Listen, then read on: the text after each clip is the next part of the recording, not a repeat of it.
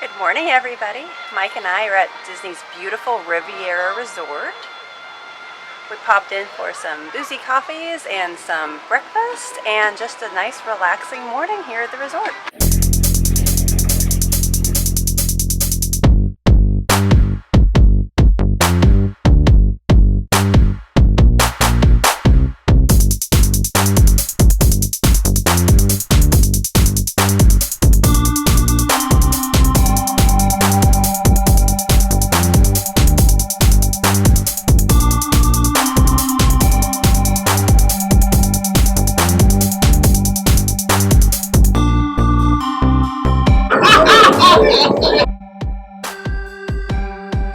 Our first stop was in the Petite Cafe. We got some madeleines, and I got the s'mores latte iced with frangelico, and Mike got a pumpkin cold brew with Bailey's. How's your coffee treating you? It's delicious. Might I add, 4 years of French in high school, so Le Petit Café, the little cafe. Educational, Mike. That's what I bring to the party. This really is a fantastic place to visit, even if you're not staying. Come have a little snack, have a little drink. You got the beautiful water right here. What more do you really want in a morning vacation, or a morning of a vacation? Beautiful. I just had a really deep thought too. Just watch these people go by the Skyliner. Every single car, someone in there is going to have a very different experience than the car in front of it. I mean, there's just thousands and millions of combinations of different experiences you can have at Disney. That's probably the deepest thought I'm going to have today, so you're welcome for that too. Let it sink in. Yeah. Absorb. My coffee is also lovely. It has whipped cream and graham crackers on top. Yum. Now we're just sitting here by the water waiting for our breakfast at Primo Piatto to be ready to be picked up. No sooner did I say that than our breakfast is ready, so Mike's headed inside to pick it up. And those pink buildings over there are all Caribbean Beach. They are so close to the Riviera. It's such a quick walk in between the two resorts. Our food has arrived.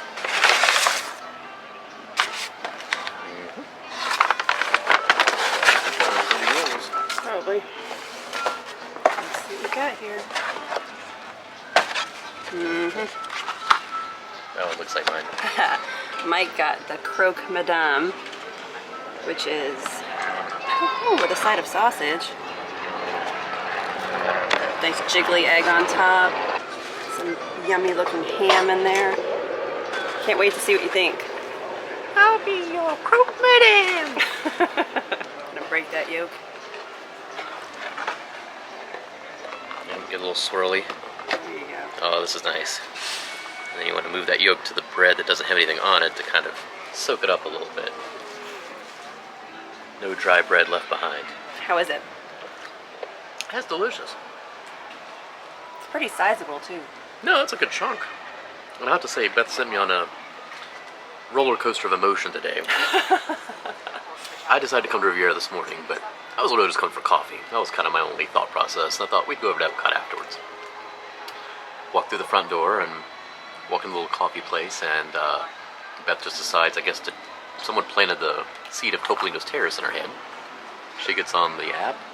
Oh my gosh, there's a reservation available in like 10 minutes. She says, do you want to do this? I'm like, well, why not? And in the 5 seconds we had that conversation, the reservation disappeared. So I went from thinking I was going to have this beautiful steak with all kinds of little accoutrements, maybe some characters, the whole shebang. And now I'm doing quick service. But this is a delicious quick service, so I'm not even that mad. And I actually saved a few bucks too, so. So I got the blueberry lemon mascarpone pancakes with a side of bacon. Let's see if it's as wiggly as it was last time. Oh yes, look at that.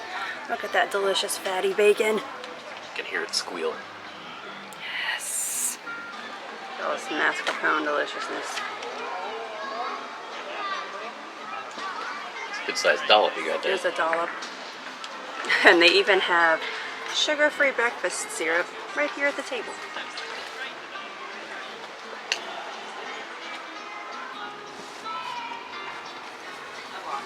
Get biscuits or mascarpone, some pancake. These are pretty dense pancakes. Look at that.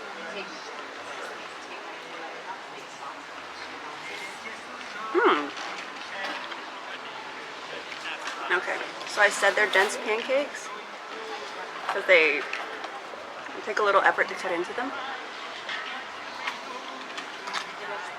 But they are not. They are light, they're fluffy, they're delicious. You get the blueberry and you definitely get the lemon. Blueberry lemon's one of my favorite combos. You have the mascarpone. See, I would have mistaken that for butter, so I'm glad you said. I'm glad you clarified. No, mascarpone, not butter. Would you like a bite of pancake? Soup and a pancake. Yep, a little of that. All right, I'm gonna get you a little cooked berry, a little fresh berry. Oh yeah. See, it's something I think my mom would like. She's a pancake gal. These are some of the best pancakes on property. That would be Debbie Rowland approved, I believe. Have to remember that next time she's down. Yeah. Bring her here, I think she'd like Yeah, it. that was great.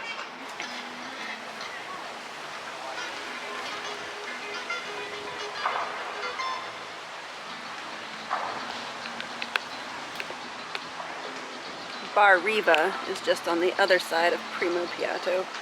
Excellent, excellent pool bar. Alright, now that we've had that delightful breakfast, we're going to hop on the Skyliner, which is literally right here. And, I have to say, the most beautiful Skyliner station. And it's not even close. And we're going to head to Epcot for... I need a margarita.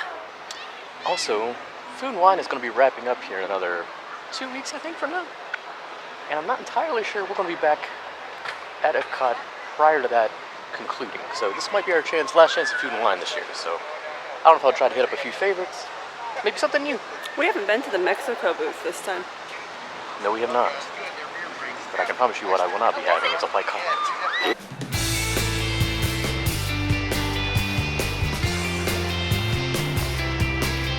Exit only, Mike. I don't need you to Look alive. arrive.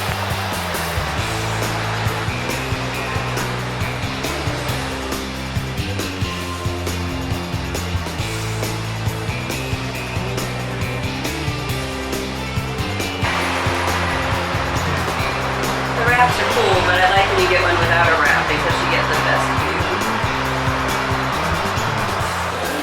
I have a message for you, Mike. What's that? In my head all day. All day. It's a beautiful ride. We made it to Epcot. That is one sassy chef. You want your picture with Daisy? I should just admire from afar. It's a short line. You have to get your picture taken with the ducks. She is just like my mom when I visited Disney in 1989. I was when everybody kind of roamed around, and she had my little autograph book and shoved me around, saying, hey, get this. Here we are, many a year later. Who doesn't love Daisy Duck? Mike shunned Daisy. I think there's a special level of Disney HE double hockey sticks for people like you. I said she was the sassiest duck I know. It's the biggest compliment I got.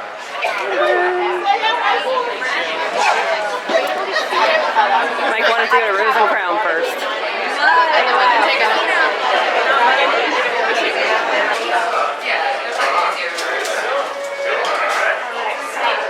So we popped into Rosen Crown, which is one of our, and I think probably everybody who comes to Epcot's favorite places around World Showcase.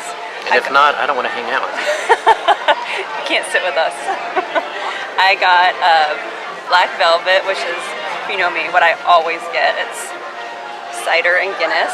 And Mike got a Bumblebee, which is Guinness and Boddington's. Boy. In it. Look, we've watched like out of British TV lately. That's the slang we've picked up. Talking about ladies of ill repute. Enjoy that one too. Have you guys watched The Outlaws on Amazon Prime? Oh. It's golden. chicken. That is good stuff. I never would have found it. I don't know how you found it, but I'm glad you did. That's good. Now that we are beveraged, we're going to pop into Sportsman's Shop. Would you like to talk about that? So, maybe not a little less on the sportsman side, but for hers is unknown Beth. She's been telling me I'm French. My family's from Canada. They're all French Canadian. Her ancestry is French.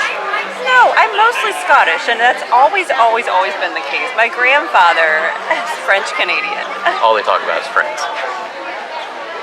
Anyway, his family's from Prince Edward Island. Like,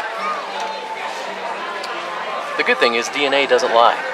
So we both did our little ancestry and me. I'm Mongolian. She's got a touch there, but much to her surprise, she's a lot more English than she is French. What are your results? All right, results have been pulled up. So you will notice here with Beth, 70% British.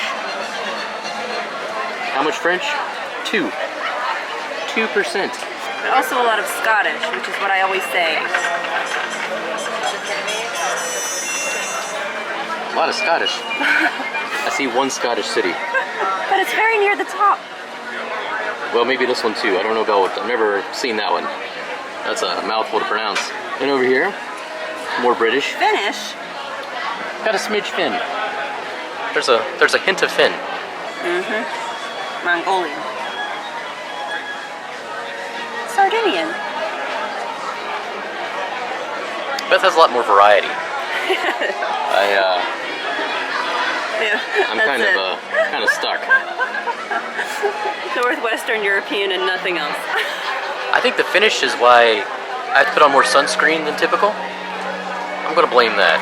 Beth, on the other hand, she's got some of the Asian subcontinent here, and that's why she never bothers with sunscreen, except for her face, because of wrinkles.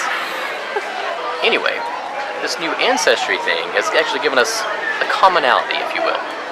So, we've recently watched Ted Lasso. Pete's always been into Everton, or at least for the last several years. So we're trying to find something that she and I can celebrate together. Wrexham. She now wants to be a Wrexham supporter. Thank you. What's the name of the show? Welcome to Wrexham. Welcome to Wrexham, obviously. Ryan Reynolds and his friend Rob. So anyways, we'll go check out some of the football/soccer paraphernalia and see what we can find. All right. Here we go.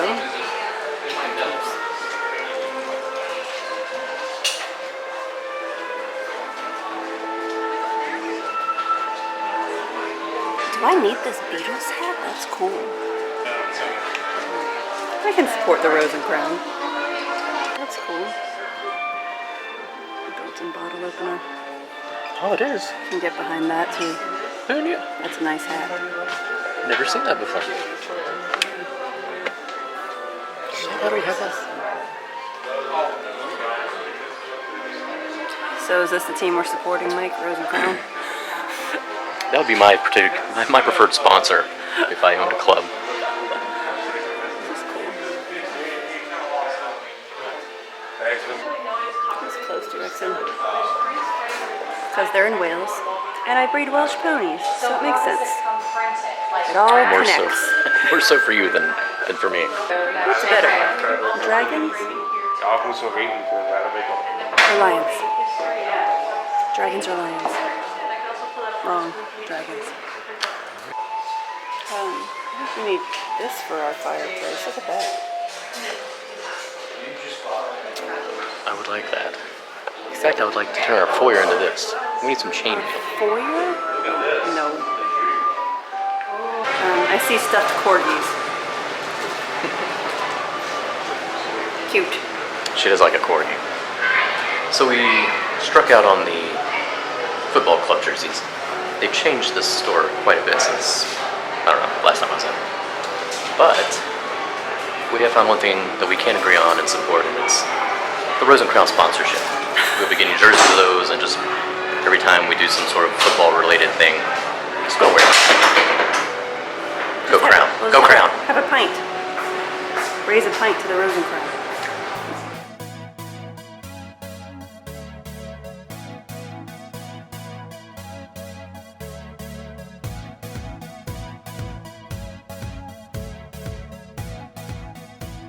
So we couldn't let the Food and Wine Festival pass by without stopping at least once at the Mexico booth, because that's usually one of our favorites. So we're still properly full from breakfast. I feel proper. So we just got margaritas. I got the blood orange margarita, which has black currant infused vodka. And quick story time. Back when I was in college, my roommates and I got a bottle of Absolute Currant. We thought it looked good. We got it home. It tasted like raisins. We were so disappointed. We kept the bottle for about a year on the shelf, and then one day got a bunch of cranberry juice, and we're like, this is what we're drinking. We're sick of it being here. Nobody drinks anything else until this Absolute Currant is gone. So hopefully this is better than that. Okay. Woo. This is what we should have done with that Absolute Currant, because this is delicious. It's a little smoky.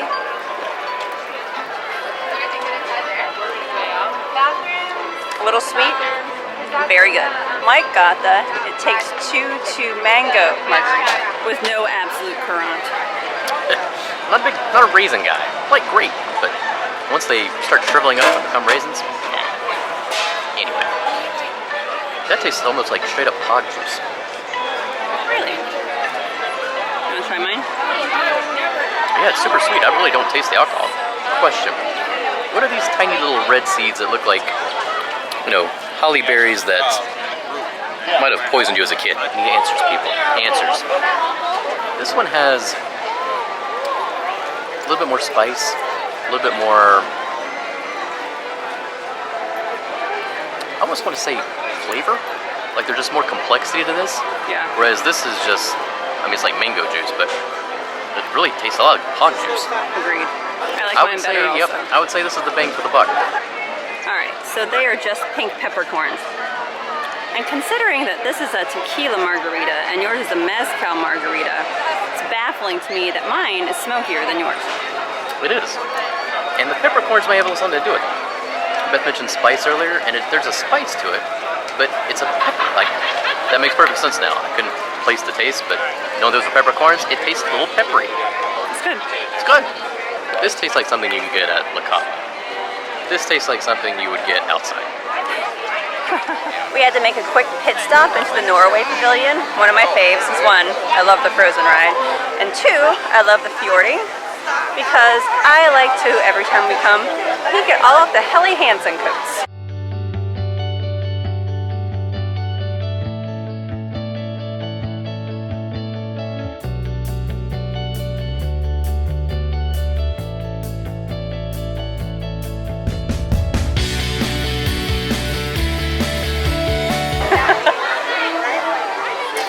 Some may call her bratty. Speaking of bratty, my mom got 2 Helly Hansen coats last Christmas, so who's the real brat in the family? So I like to come and pick out new Helly Hansen coats every time we come, just so Mike knows what I like. Christmas is coming up. It's a great pavilion though. You have the Frozen ride, you have the great fjording shop. Akershus is back now, not for breakfast, which was my favorite, so hopefully that'll come back, but at least it's back for lunch and dinner, so that's a start. Still difficult name to pronounce. Never really mastered it. Akershus? I think that's right. Bye-bye.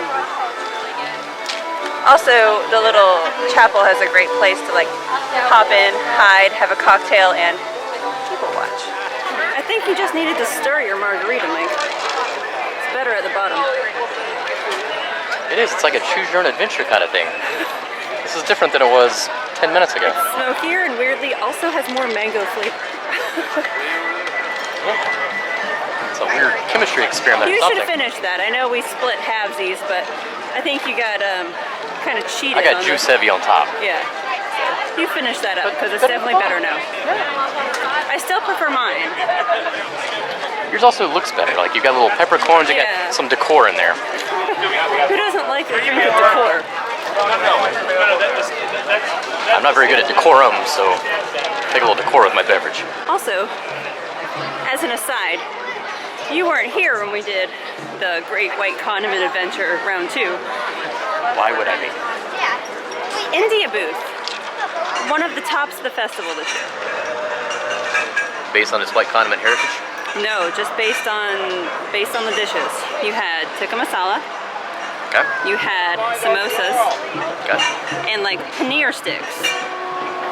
Do I like paneer? Is paneer one that I like? You would. It's like a tofu consistency cheese stick. What's the one with the little cottage cheese balls? Well, that's it. Oh, see, no. But it's not like cottage cheese. It's more like tofu. Is that better? It is. I think you I would don't feel like you're really selling this. I don't know.